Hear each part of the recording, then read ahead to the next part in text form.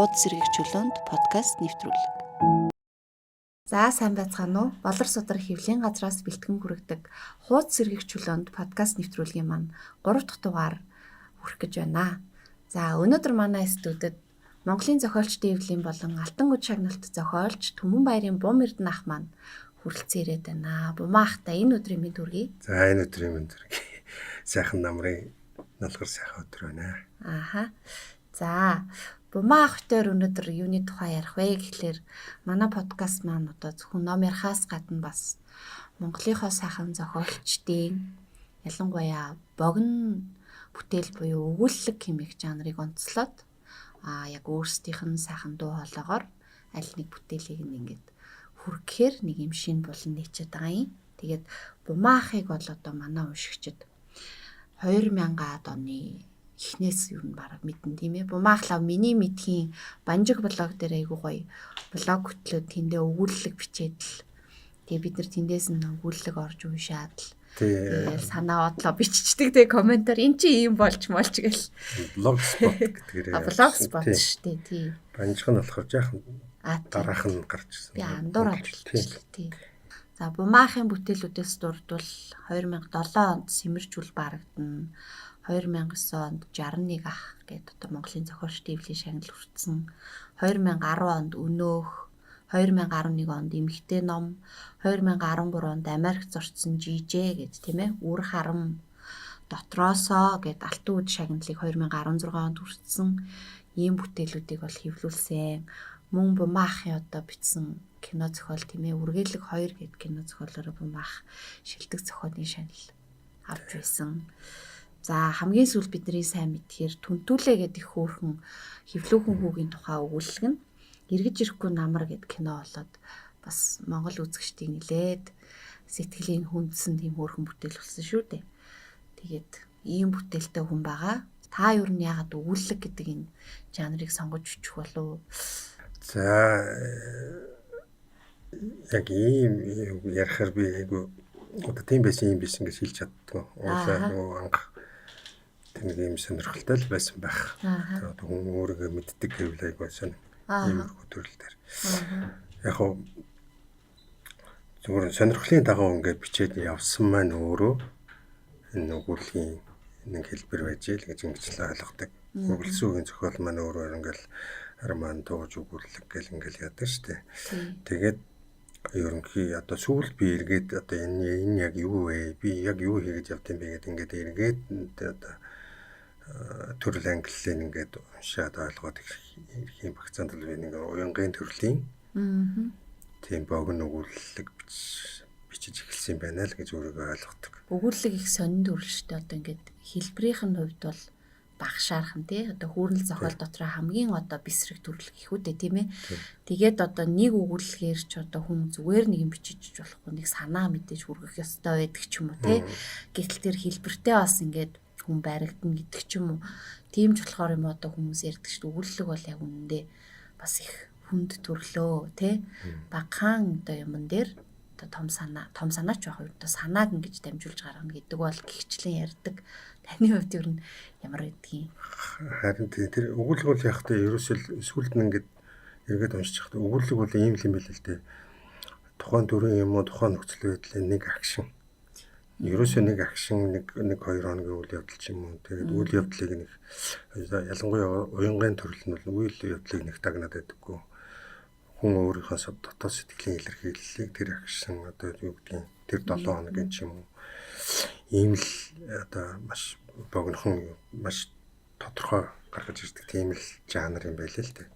Ер нь яг нэгдүгээр биеийн төлөөнөөс голцоо бичээд байгаа нь мэрэгжлийн биш гэдэг утгаараа ч юм уу мэдрэхүй гэдэг юм дагнаа явж байгаа болохоор нэгдүгээр биеийн төлөөнөөс голцоо бичээд байвал тэр нь уянгын хэлбэрийн юм байл л дээ. Хүн өөрийнхөө дотоод сэтгэлийг л бичээд байгаа бол хүн хүний тухай бичээд байгаа бол харин арай өөр төрөл одоо хүүрнэл зохиолын хэлбэр рүү орчин гэж явдаг л юм байна л гэж сүлд нь л одоо нөгөө тэр томчуудын юмнуудыг уншиж харж байгаа л тэгжэл боддог. Зүгээр яг миний хувьд бол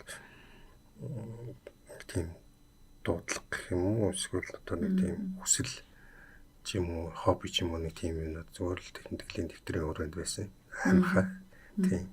гадаад амьдарч байгаа хүмүүс сэтгэл зүйн хувьд бол миний л ойлгосноор нэг бяцхан нэг юм тодорхой хэмжээний даянч маягийн байдаг.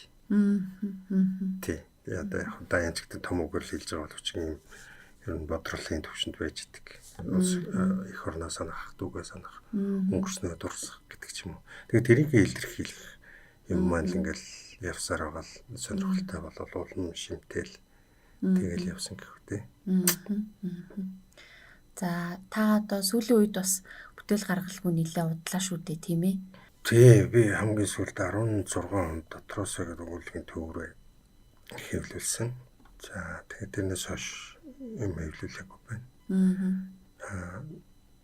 Яг одоо 61 ах шиг юм уу, нөгшгөө ч юм уу, эсвэл дотроосоо гэдэг шиг номнуудыг ингээд өөрөөр хэлбэл өгүүлбэрийн төврүүд ингээд гаргаад байвал болох л байсан. Нэгдүгээр боломж нь юу вэ гэхээр тийм ижил төстэй өгүүлбэрүүд бичигдээд байдаг. Нөгөө талын боломж нь юу вэ гэхээр бид нэр өөрсдөө хийвэлцдэг. Энэ айгоо юм нэг талаас айгоо сайхан юм шиг боловч нөгөө талаас юу байдаг одоо яг тийм хяналт байдаг гэх юм. Манай нөхцөл ийм байдаг учраас би ингээд өдөө болтол юм гаргаал байсан бол болол авах байсан байх. Энэ хооронд би дэлгэцийн нэлээм төлөл төр ажиллаа. Одоо нэг 10 хэд өгүүлэг бол байна. За нэг 20 хэд юм. Тий одоо ингээд хэвлүүлээгүй гэсэн үг. Одоо олон болоороо гэхэд хэвлүүлээгүй. Зүгээр яг утгын чимэгт явцсан. Ийм жишээ. Зүгээр яг өөрийн сонирх одоо юу гэдэг нь өөрийгөө өдөөгд байгаа нэг хоёр сэдв төр өгүүлгээс арай уртах юм. Зүгээр хэлбэрийн явж ярьж шít. Уртах юм ингээд цохрлоо суугаад байгаа. За тэрийг ингээд бичээд байна гэхээр хаашаа бичихгүй гэхээр хаашаа. Тэр нь яг аль төрөлтөд орох гээд байгааг нь санаж бодсноор бол романч юм шиг. Яруу найраг бол айгуугай сэтгэлийн мэдэрсэн тийм нэг торгон мөч байхгүй тий. Тэр нь тэгээд нөгөө тэрийг илэрхийлж байгаа арга нь бол байгалийн хөгжилтэй тийм. Яг тухайн үед тэсрэл одоо би хаяа зөөрөлж ярьдаг нэг юм утганы эрэндээ өргөж байгаа юм шиг айгуу тийм. Юу хүмүүс байхгүй юу. Тийм. Ургалсан үгийнхэн бол арай нэг юу.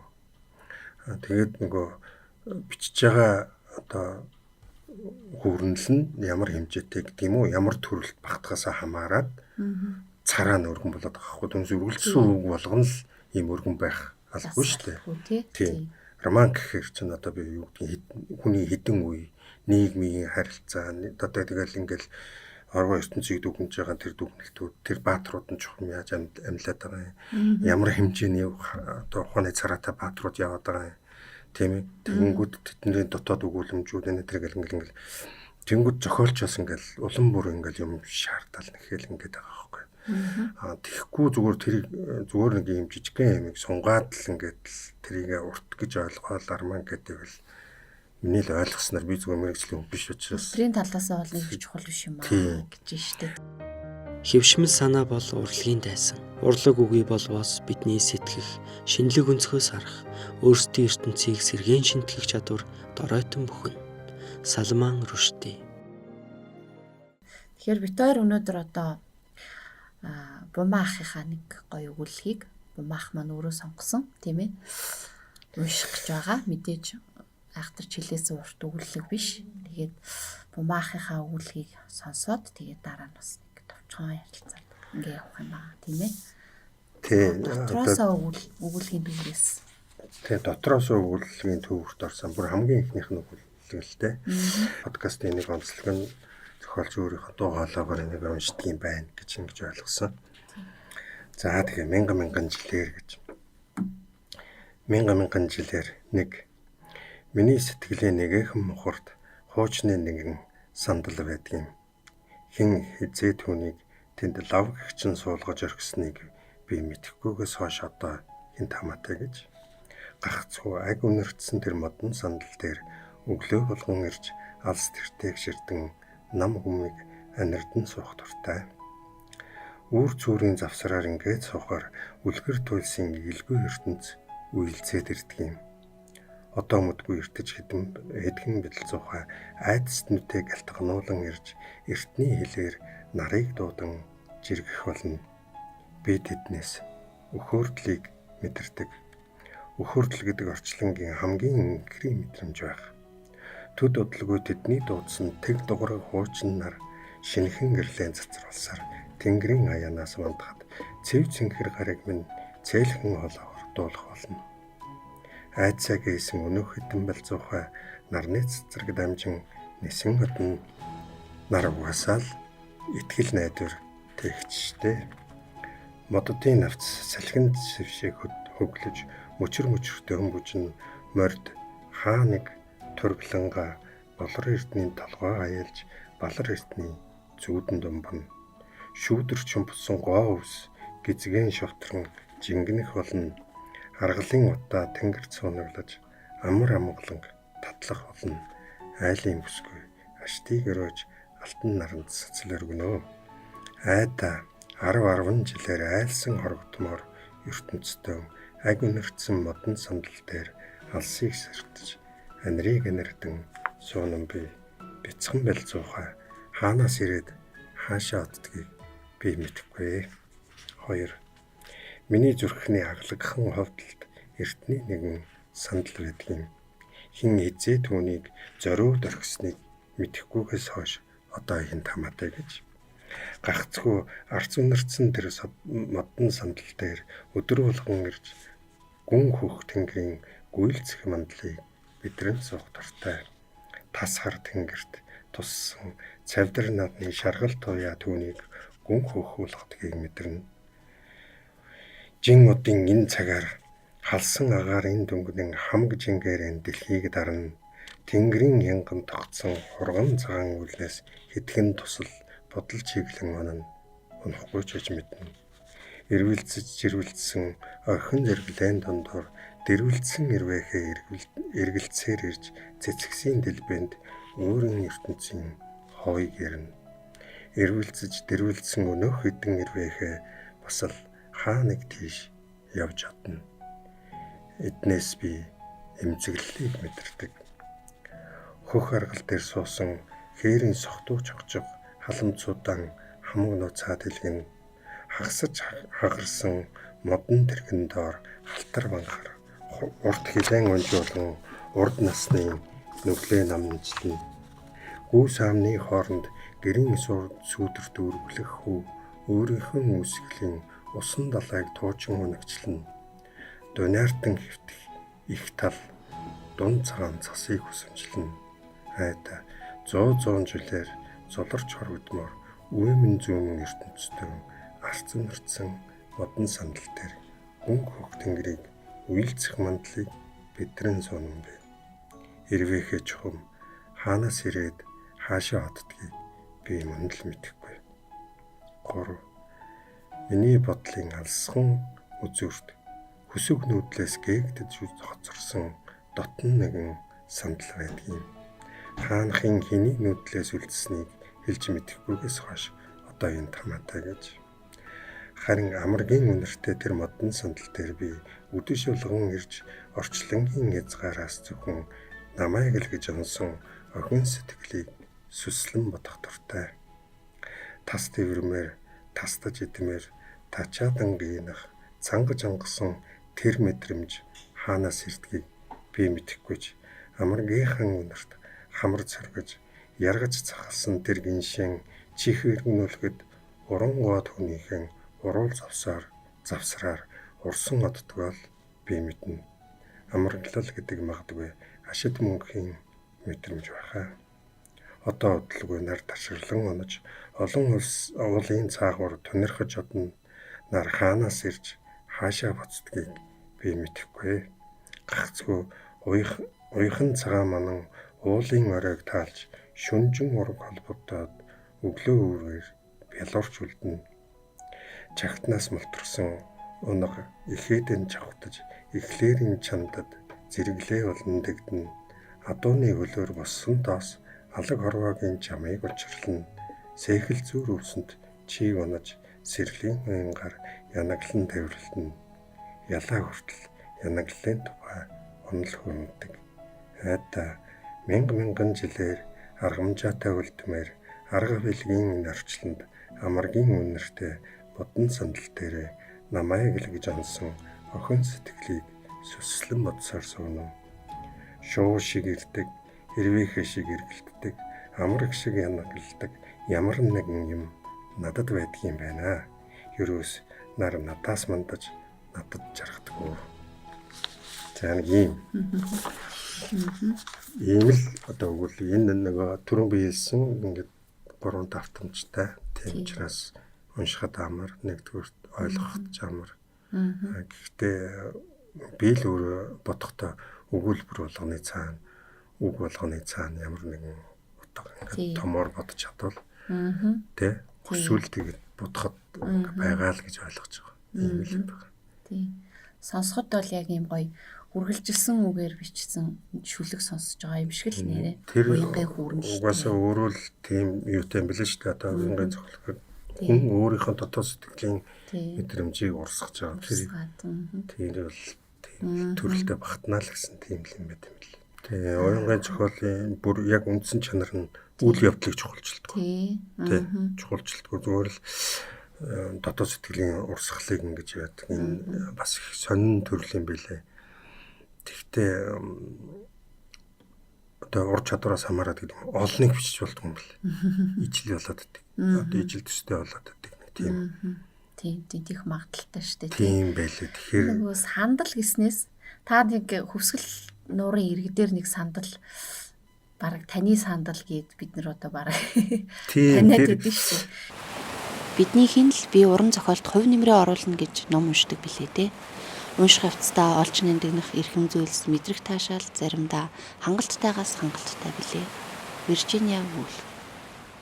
Тэр нуурын иргэдээр байдаг сандал чухам танд энэ үүлгийн чинь сандлыг санагдуулсан учраас таны сандал болчихоо. Эсвэл та тэр сандалтаа таарснаас хойш энийг бичсэн болов нэрээ. Тийм энэ 2015 оны үүлэг. Ааха. Тийм 15 онд бичигдсэн. 15 оны зам. Би тэр сандлыг 2011 оны зам харсан. Анх харсан. Зүгээр яг тэр жил надад нэг тийм боломж өгсөн. Хөвсгөл талаа явган тойрох. Тийм аяллаа группт ороод явсан байхгүй. Тэгээд угаасаа хөвсгөлийг би баг анх удаач харж байгаа байлгүй. Тэгэл явсан чинь тэр сандал яг нуурын ирэг дээр яг ганцаараа тэгээ байцсан байхгүй. Тэгэл би нөгөө замаар явж байгаад гүүгээд нөгөө сандал руу. Тэгээд тэр наанаас нь очиж зургийг аваад тий нэг юм ямар ч хэсэн л ингээл харахад нэг ямар ч хүний сэтгэлийг хөдлөхөөс нэг тийм дүрх бууцсан. Зүгээр яг энэ дээр одоо би тэр сандлыг бодоод гэдэг ч юм уу эсвэл тэр сандал дээр суугаад энийг бодоод ч гэдэг тийм холбож хэлж чадахгүй байна. Зүгээр яг тэр сандал өөрөө ялж байхгүй л миний дотор ингээд гой санагдал байдаг байсан. Тэгээд энэ өгүүлгийн өгүүлэмж нь өөрөө ямар нэгэн юм дээр очиж ямар нэгэн шалтгаанаар очиж суух тий. Тэндээс нэг юм дуяатай байх гэдэг юм уу. Одоо бүр томор ярих юм бол ингээд нэг амьдралыг ойлгох ямар нэгэн шалтгаан хэрэгтэй шүү дээ хүн дээр. Тэгэхээр тэрэнд л ашиглагдсан болов гэж бодож байгаа. Түүнээс яг тэр сандлыг бодоод юм уу? Тийм. Яг тэгээгүй. Зүгээр энэ жил би нөгөө дугуугаар явсан. Тэгээд нөгөө сандлаа очиж харсан. Тэгээ байж лээ. Яг урд нь нэг явсан би дүүнэртэйгээ явсан. Тэгээ очисон чинь бүр эргэн ингээд идэгдээд нурцсан байсан шүү. Тий. Тэгсэн чинь дараа нь манай галарид айгу тэр юмд айгу ачаал бүгдэлдэг. Тэгээд энэ хавар очиод нааш нь татцсан байна лээ гэлдэгчлээ. За бумаах далайн ирэг дээр нэг тийм сандалтай тэр нь цахим орчинд бидний хүрээлт нэг бумаахын сандал гэх. Дотроо бас нэг юм сандалтай. Тэр сандал дээрээ сууж агаад орчлон хорвоог ингээд те ажаад шинжээд ирвэхээ цэцэгс шовууд тэгээ цаашаа бодол нь улмаар гүнзгэрсээр одоо амраг хайрт дээрээ ирээд тэндээсээ эргээд өөр лүгээ ирээд яг л нэг хүний нэг амьдралын нэгэн акшн те хүн өөрөө өөртөөгөө байх хорон ертөнцийг хэрэгцүүлэх тэр акшныг маш гоё юм уянгийн сэтгэмжээрээ дамжуулаад ингээд ийм сайхан бисрэг өгүүлэг бичсэн байна. Тэгээд сандал гэснээс би бас тэрийг бодлоо нөгөө Идого Рампогийн хүн сандал гээд зохиол өгдөг штэ тий. Тэр болохоор их сонин штэ тий. Нэг юм хайртай эмэгтэйгээ яах гээд мэтрэх гээд юм гэрийнхэн сандал руу ороо суучдаг. Тэгээд сандал дотроос би юм тэмтрээд ингээд идэг.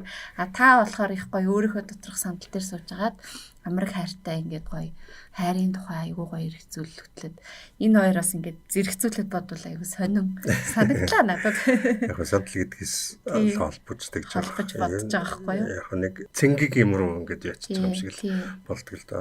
Оюун санаа гэдэг юм одоо оюун бодлыг нэг нэг халууцж яхад нэг хөтөн яачих байгаа юм шиг тэгэл нэг акшны төдий.